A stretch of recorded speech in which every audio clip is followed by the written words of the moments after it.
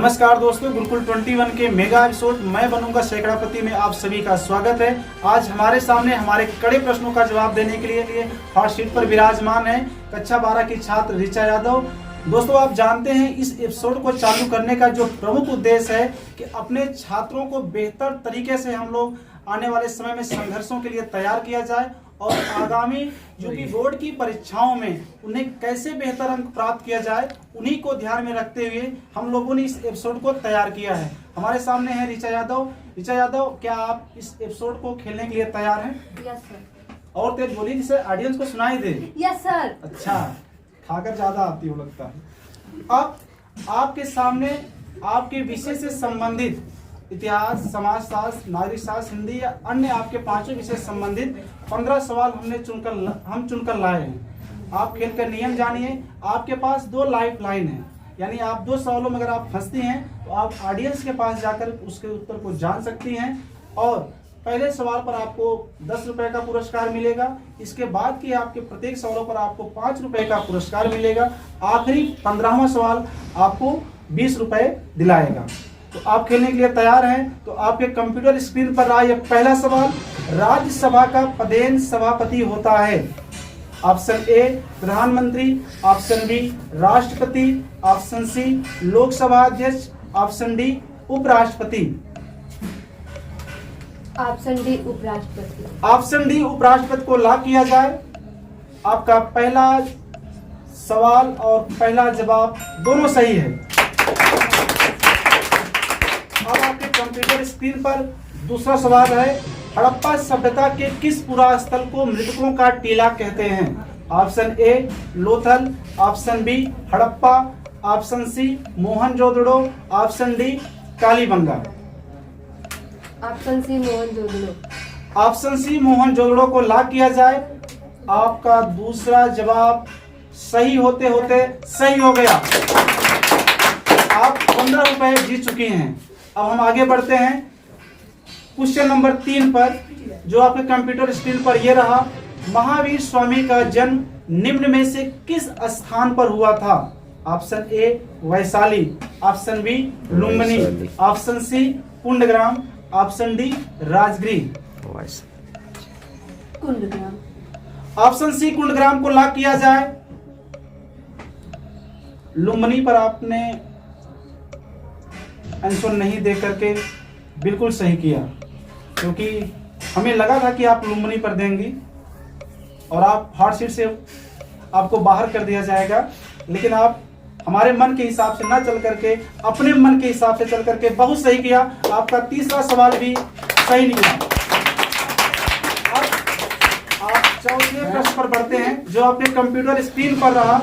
Ramakrishna mission के संस्थापक थे। Option A Ishwar Chandra Vidyasagar, option B Keshab Chandra Sen, option C Swami Vivekananda, option D Debendra Nath Tagore. Option C Swami Vivekananda. Option C Swami Vivekananda को lock किया जाए। आपका चौथा जवाब भी बिल्कुल सही रहा। अब आप बहुत ही बढ़िया खेल रही हैं। हम आगे बढ़ते हैं 5वें प्रश्न पर। आईने अकबरी की रचना किसने की थी?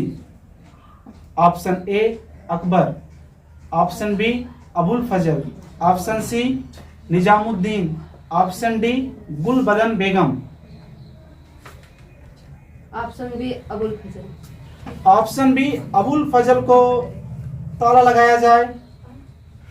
आपके सामने इस 5वें प्रश्न में एक ऑप्शन अकबर भी था। आपने अकबर पर क्यों नहीं लगाया? लगा सकती थी आप।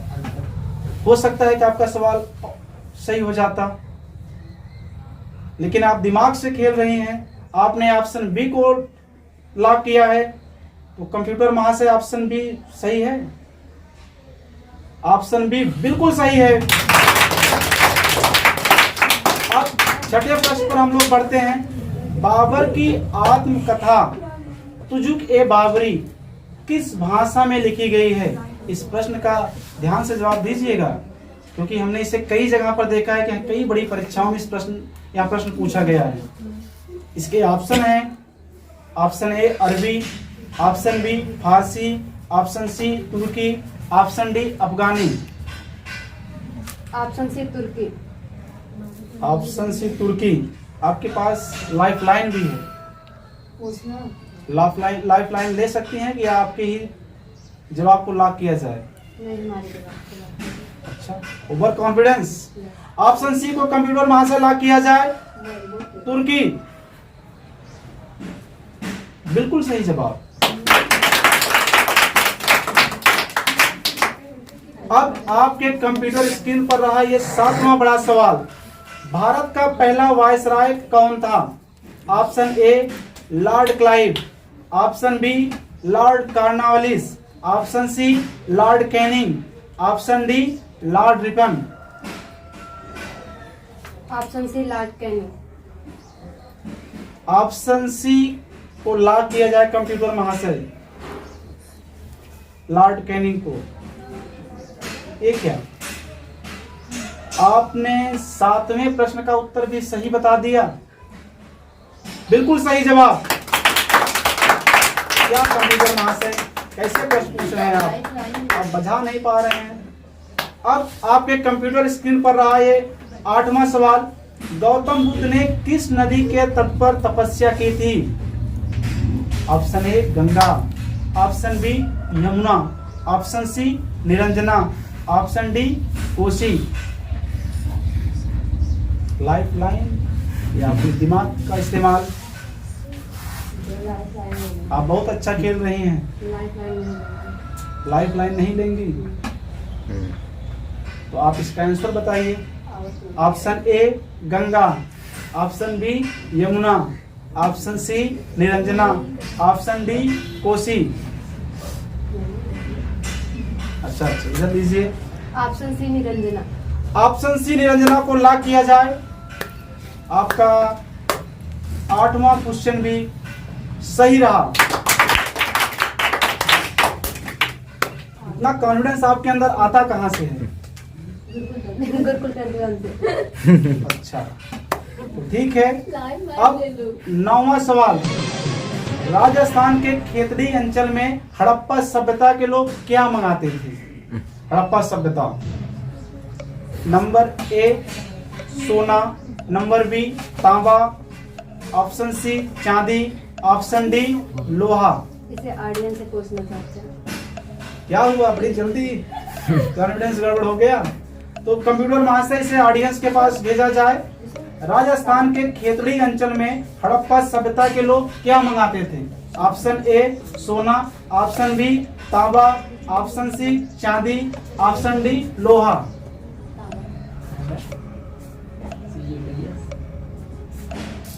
अधिकतर ऑडियंस ने तांबे पर अपना वोट दिया है। क्या आप ऑडियंस के साथ जाना चाहती हैं? यस। तो ऑप्शन बी को लॉक किया जाए तांबा पर। आपके इस बेहतरीन कॉन्फिडेंस को देखकर शायद ऑडियंस ने भी अपना मन बदल ही दिया और सही जवाब दे दिया। अब हम 10वें प्रश्न पर पहुंचते हैं। दांडी मार्च महात्मा गांधी ने कब प्रारंभ किया था? महात्मा गांधी के बारे में आप जानते होंगे ना, राष्ट्रपिता। बच्चे ने प्यार से क्या कहते हैं? राष्ट्रपिता। बच्चे नहीं, बच्चे क्या कहते हैं?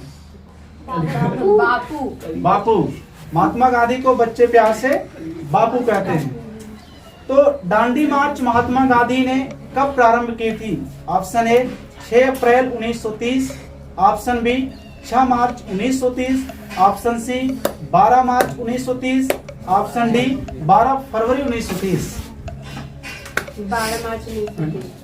12 मार्च 1930 को ताला लगाया जाए। बिल्कुल सही जवाब आपका। आपने 10 प्रश्नों तक सही जवाब दिया है। अब आप के कंप्यूटर स्क्रीन पर 11वां बड़ा सवाल आ रहा है। विश्व स्वास्थ्य संगठन का मुख्यालय कहाँ स्थित है? Option A Geneva, option B Hague, option C New York, option D Washington. Geneva.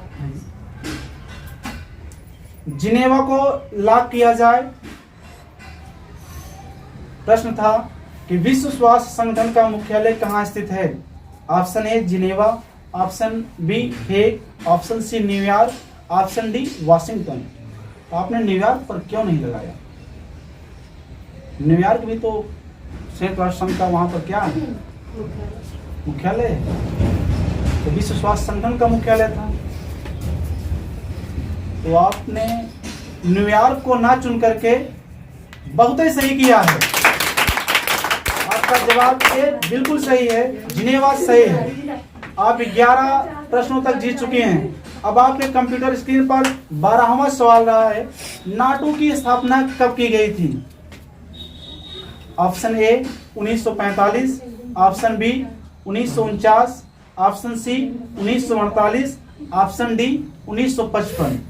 आप कक्षा 12 की छात्र हैं, इसलिए इसका जवाब लेने से पहले हम आपसे थोड़ा पूछ सकते हैं कि क्या आप दुनियादारी से मतलब रखती हैं? इस वक्त वर्तमान में कुछ देशों के बीच में युद्ध छिड़ा हुआ है जो विश्व युद्ध का रूप ले सकता है। उसका प्रमुख वजह क्या है? Very good. नाटो की वजह से दुनिया संकट में है, परमाणु युद्ध के खतरे में है। अगर यहाँ युद्ध ऐसे चलता रहा तो दुनिया पर परमाणु युद्ध का जो खतरा है बहुत भयंकर मंडरा रहा है। इसीलिए यह प्रश्न बहुत प्रासंगिक है। अब इसका आप आंसर दीजिए। नाटो की स्थापना कब की गई थी? ए 1945, बी 1949, सी 1948, डी 1955। बी 1949 को लॉक किया जाए। आपका जवाब बिल्कुल सही है। अब आपके कंप्यूटर स्क्रीन पर रहा 13वां सवाल, बर्लिन की दीवार कब गिराई गई थी? Option A 2001, option B 1991, option C 1997, option D 1989। Option D 1989। Option D 1989 को लॉक किया जाए। आपने अभी तक अच्छा खेला है और आशा करते हैं कि आगे और भी अच्छा खेलेंगी, क्योंकि आपने 13वें प्रश्न को भी सही बताया है। अच्छा, बर्लिन किस देश की राजधानी है, क्या आप जानते हैं? बर्लिन किस देश की राजधानी है? बर्लिन जर्मनी की राजधानी। अब आपके कंप्यूटर स्क्रीन पर रहा 14वां सवाल, गुट निरपेक्ष देशों का पहला शिखर सम्मेलन कब और कहां आयोजित किया गया था? ऑप्शन ए 1962 दिल्ली में, ऑप्शन बी 1961 बेलग्रेड में, ऑप्शन सी 1963 बीजिंग में, ऑप्शन डी 1966 ताशकंद में। ऑडियंस के पास। अब आप लोग भी थोड़ा अपना दिमाग चलाइए, क्योंकि आपके पास बहुत देर बाद प्रश्न जा रहे हैं। गुट निरपेक्ष देशों का पहला शिखर सम्मेलन कब और कहां हुआ था? Option A 1962 Delhi, option B 1961 Belgrade, option C 1963 Beijing, option D 1966 Tashkent. Sir 1961 तो अधिकतर ऑडियंस ने ऑप्शन बी 1961 बेलग्रेड पर अपना जवाब दिया है। तो क्या आप ऑडियंस के साथ जाना चाहती हैं? क्योंकि आपका एक गलत जवाब अब आपको मैं बनूंगा सैकड़ापति से बाहर कर सकता है। ऑडियंस के साथ विश्वास दिखाया आपने। कंप्यूटर महाशय ऑप्शन बी को लॉक किया जाए। ऑप्शन बी पर कंप्यूटर भी सर्च कर रहा है और सर्च में पाया है कि ऑडियंस ने इस बार भी आपके साथ अच्छा ही किया है। आपका 14वां सवाल भी सही है। आप जानते हैं कि आप यहाँ से 80 रुपए तक जीत चुकी हैं और लगभग आपने 14 में से 12 प्रश्नों का जवाब स्वयं दिया है, 2 आपके ऑडियंस ने दिए हैं। आप बहुत अच्छा खेल रहे हैं, आपने बहुत अच्छी तैयारी भी की है। 15वें सवाल को आप खेलना चाहती हैं या आप 80 रुपए लेकर के अपने घर जाना चाहती हैं? खेलना चाहते हैं। देश से बोलिए। खेलना चाहते हैं। खेलना चाहते हैं। तो आपके कंप्यूटर स्क्रीन पर रहा 15वां बड़ा सवाल, सीटों की स्थापना कब हुई थी? 1954 ऑप्शन ए है, option B 1956, option C 1957, option D 1955।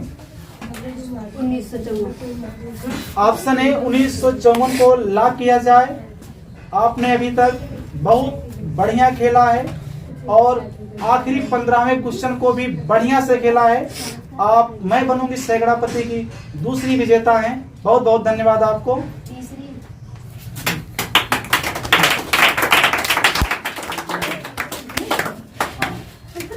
अब आपको मैं बनूंगा सैकड़ापति के तीसरी विजेता हैं। आपको 100 रुपए का पुरस्कार दिया जाता है। आपका भविष्य उज्जवल हो, आगे और आप बढ़िया से पढ़ें। बहुत बहुत धन्यवाद।